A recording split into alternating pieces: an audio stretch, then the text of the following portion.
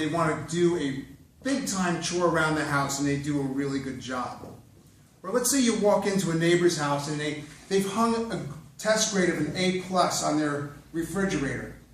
Maybe you work with a coworker who's really been excelling at what they're doing and making your job in life a lot easier. Or suppose we have a new ToastMaster who's going through their manual with verve and with vigor and trying to get through those projects. What do they all have in common?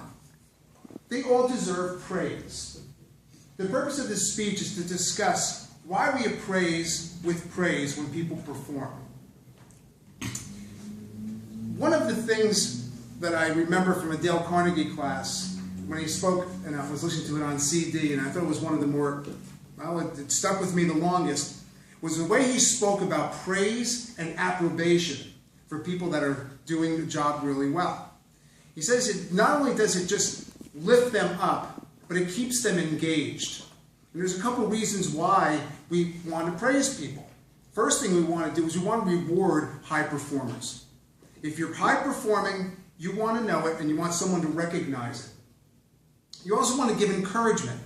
Encouraging people to do better helps them do what they're doing and also helps the overall organization, much like we have here. And finally, if they're giving encouragement, you want to motivate for improvement. Giving people praise can help motivate them to even take them to greater heights. But with everything, when it comes to giving praise, there are some caveats. There are some things that you need to watch for and not do. When you're giving praise, you want to provide information, not advice. Information in the form of telling a person what they're doing, how well they're doing it, and what they're doing and why it's important is a two-way communication channel. You start giving someone advice, you're telling them essentially what I want you to do and how I want you to do it. So you want to provide information and not give advice. The second thing is you want to keep it brief. Too much information can just create a message overload in the person's head, and they're going to start to tune you out and start to lose some of the importance of what you're trying to tell them. So you want to provide information and not give advice. You want to be able to keep it brief.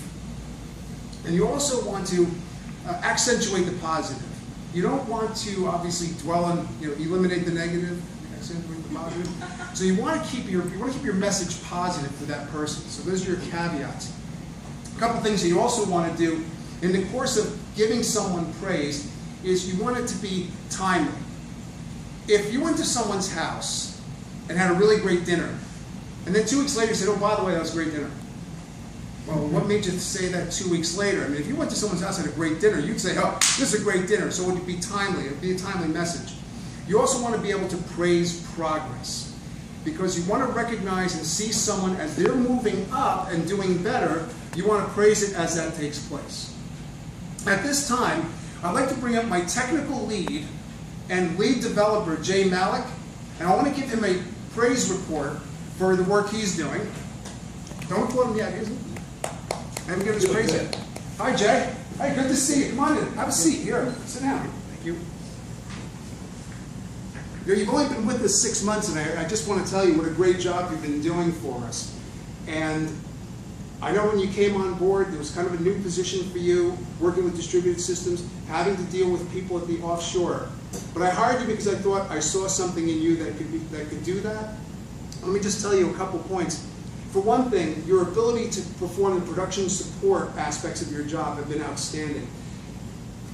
You've had to jump from application to application, from new technology to old technology, and having to deal with some fairly difficult end users. And you've been able to handle that well, and I'm really happy about that. Also, I like the fact that you get project specifications and requirements gathering and are able to translate that in a way and get that information over to the offshore. And when it comes back, you're able to kind of fine-tune it. There is a language difference, and you've had to deal with that, which I know you said you weren't familiar with, but you've done it so well. It's just been terrific. And finally, I also appreciate the fact that you show up early a couple days a week because of the time difference. You come in early, they're staying late in the day, it's the end of their day, the beginning of our work day. And it's 7:30 to start with conversation overseas. It's not always it's not a great cup of coffee, but you've been able to do the job well, and I'm just pleased with it. The one thing that I've seen you do, which you didn't do at first, but you've been really improved upon, is the way that you're delegating more of the work to offshore. I know that when I hired you, you said you're a hands-on type of person, but this workload, you don't have enough hands to handle all of it. Your ability to hand off that work and delegate it and get the work back in a timely manner has just been great. I just want to let you know that I'm glad you're part of the organization. You've done a terrific job, and I just hope that it continues on, and I hope you enjoy working here. Thank you, I do. Thank you.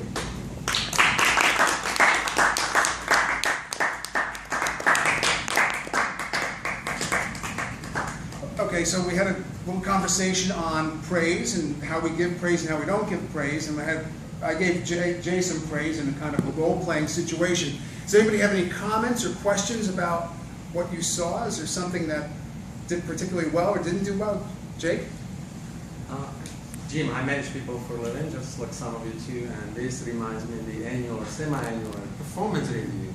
And I can tell you, as someone who's in ToastMaster, my life was 100 times better as a person. I was able to really tell people how they do using all these principles in your speech and just evaluations, what we do at Toastmaster.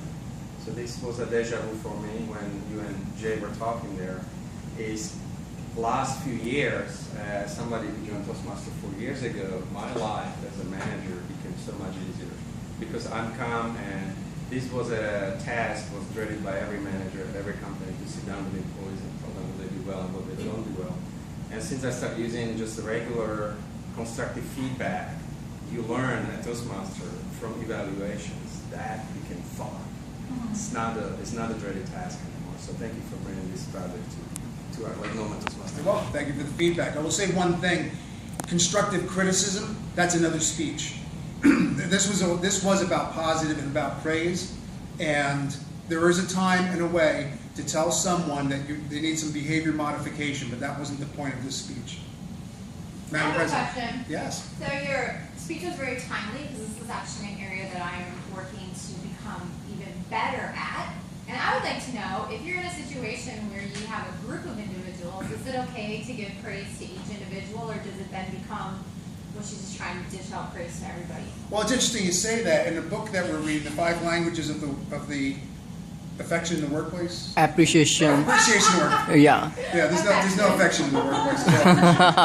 It's funny, they mention that, and that's a coin toss. You can have people that want to hear individual praise, and there are some people that don't like that individual attention, and they would rather see it in a group and say, "Anyanem, you did great. Vishal, I like the way you handled that, and Monica, good job on that." And it's the way like other people would sit there and would take that as an affront. Not kidding at the meeting, Colin, there is something called DISC profile, DISC. We used to have an ex-Toastmaster explain how it works. So a lot of programmers and application developers are C-level personality, very detailed. They are notified to be publicly recognized. And so once you learn the personality, you can use what Jim just said. The I's are the ones, the social butterflies, and they really strive in getting public recognition. There's some personality, they're notified to be publicly recognized. And just knowing who is what personality helps you to determine that. Thank you, Jake. Red light's on. Madam Toastmaster.